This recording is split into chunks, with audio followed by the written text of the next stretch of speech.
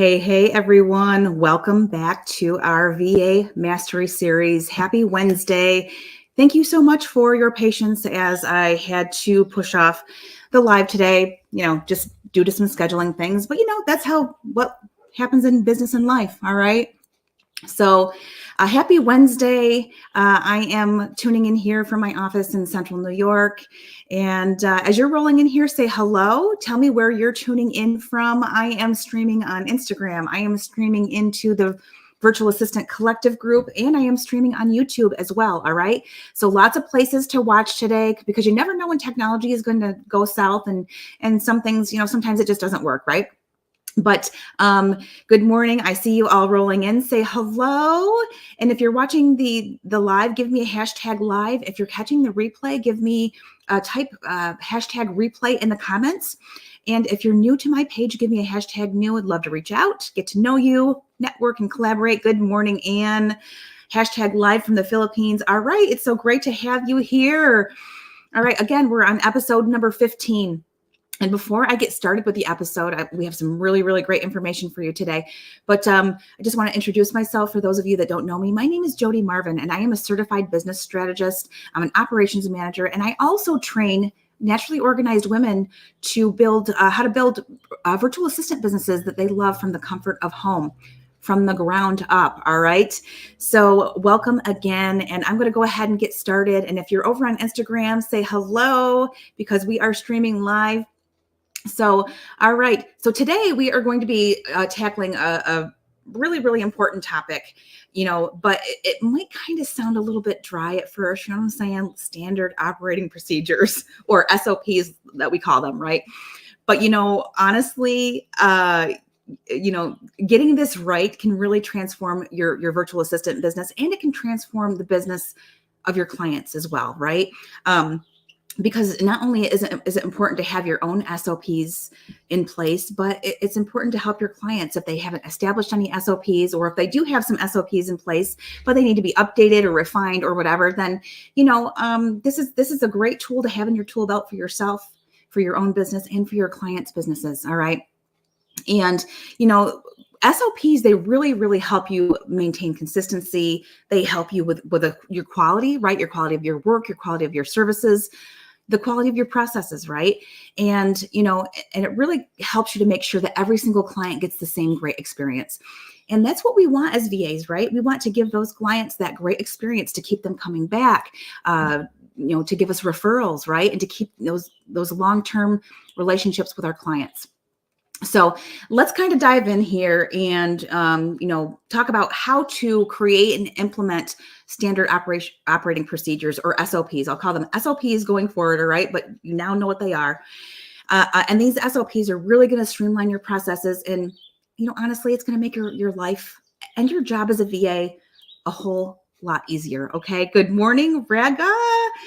You are live, hashtag live from the Philippines. I love it. I love it. And it's the evening over there. So thank you for taking the time to jump on here. And, we all have different schedules and different time zones. And good morning, Gordy. Thank you for joining. All right. So as you all know, whenever I, hop on here every week, every single week, we've been going live, the same time, same place, usually the same time. Today was an hour late just because of scheduling reasons, but we go live every week to help you build your virtual assistant business, okay? To help you learn new things, to add to your tool belt, to help you grow your business, to help you succeed with your clients, all right? And every week I offer 3 different strategies, and I try to keep it to about 15 minutes, all right? Something easy, something bite-sized that you can watch and take away and go implement in your own lives and your own businesses. All right. So today we have those 3 strategies. We have 3 key strategies all about SOPs today. And with every single strategy, I always offer an actionable step as well. All right. So you're going to have 3 key strategies today, 3 actionable steps. Jot them down in a notebook if you have to, because I know that we're all busy. Write them down and then, revisit them later and use these in your businesses and in your lives to help you either get that VA business off the ground, or to, just make what you have better, or to help in your client work too. Okay. So, all right. So today, again, we're talking about establishing those SOPs. So strategy number 1, how the heck do we do this? What do we do? Well, the first thing that you have to do is you can't create an SOP without knowing what your processes are, right? And processes are so important, because I want you to think about this for a second. When you go to McDonald's and you see the people that are working behind the scenes, it's a lot of times it's teenagers, right? And sometimes it's these young people who are the managers or the shift leaders, and then the employees, and they're all young people. And how is McDonald's so successful? How are they able to do that? Well, you know why? It's because they implement processes, right? And, so we should be doing that in our own businesses as well. Okay. So that's where we want to start. We need to know what our processes are. And then we need to map out every single step of, these processes. Okay. And honestly, you're going to want to think about what is a common service that you offer to your clients. All right. Now, this can be onboarding, like onboarding a new client for yourself or for your client. It could be managing emails. It could be handling monthly reports. Whatever that common services that you provide, something that you do over and over, right? So you're going to want to write down each step and pretend like you're teaching someone new about this, okay? So your actionable step for strategy number one, and again, strategy number one is document your processes. That is so important. And there's a lot of different ways that you can do that, and we can go over that as well. But the actionable step from strategy number one is just pick one service that you offer. Okay. Let's narrow it down. And it's okay if you offer tons of services, that's fine. But let's just start with one. Just pick one service that you offer and document every step that's involved in that service. Okay. And you can use a tool like Google Docs. You can use your project management system. We've been talking about project management systems on the VA Mastery Series. There's Trello. There is Asana. You know what? You can even start as simple as a piece of paper. All right. We don't have to make it difficult. All right. Just as long as we get this documented somewhere to get us started. Right. And this, when you do this, this is going to be your first draft of your SOP. Okay. Simple, right? It's really not that difficult. And you know what? It does not have to be perfect right away at all. All right. The key is just to, start getting your processes down on paper somewhere. Okay. All right. So that's strategy number one and action step number one. So strategy number two is, what do you do after you have your SOPs drafted, right? So you got them all written down. You're all excited about them, right? I know you're really super excited, right? So what do we do now? Well, you can't just leave them there, right? You need to share them. Okay. Now, if you work alone, because some of us are solo, preneurs or, VAs that kind of work alone and just have a couple of clients, right? But so you're probably thinking to yourself, well, I work alone. It kind of seems unnecessary, but honestly, it really is, it's actually a great way to review your own processes, right? And then streamline them. Okay. Because a lot of times when we get started, we draft these SOPs and, again, like I said, it's a draft. That those are going to evolve, right? They're going to get better, because as you continue in your work with your clients, in your own businesses, you're going to find things that work better, or things that don't work for you at all. And you're going to be eliminating, you're just going to cross them off the list on your SOPs, right? And you're going to be continually evolving your SOPs. All right. And so, and if you have a team, sharing your SOPs is really, really going to be crucial, especially if you have a team. All right. And this is going to be to really ensure that everybody's just on the same page. Everybody knows what to expect. We have some documented standard procedures, right? And yes, sometimes things are going to happen where, oh, that's not in our standard operating procedures. You can always throw that in there later, like, create a what if scenario, right? So it's just really, I just can't stress enough how important it is to have something documented. All right. So actionable step number two for strategy number two. And again, strategy number two is to share and communicate your SOPs. Okay. So what I want you to do for your actionable step this week is to take your newly created SOP, right? You just drafted it. You wrote it down on paper. You put it in Trello. You put it wherever you put it. Now I want you to share that SOP with either a team member or a fellow VA, or, if you have a bigger team, or if you have a client, share it with them. And then you're going to use their feedback. You're going to want to get their feedback. So just use their insights to refine your SOPs. Okay. And again, if you're solo, just, consider this as an opportunity to just fine tune your process, right? Based on maybe a recent experience, or how about some feedback from clients? Okay. So, remember, these are your SOPs, right? Even, and I can't even stress enough. And sometimes I think that it's easier to start developing your SOPs as a solopreneur, okay? Because you can build these as you go. And especially if you start building them in the beginning, oh my gosh, you're going to thank yourself later on. And you're going to have a beautiful SOP, right? Or multiple SOPs.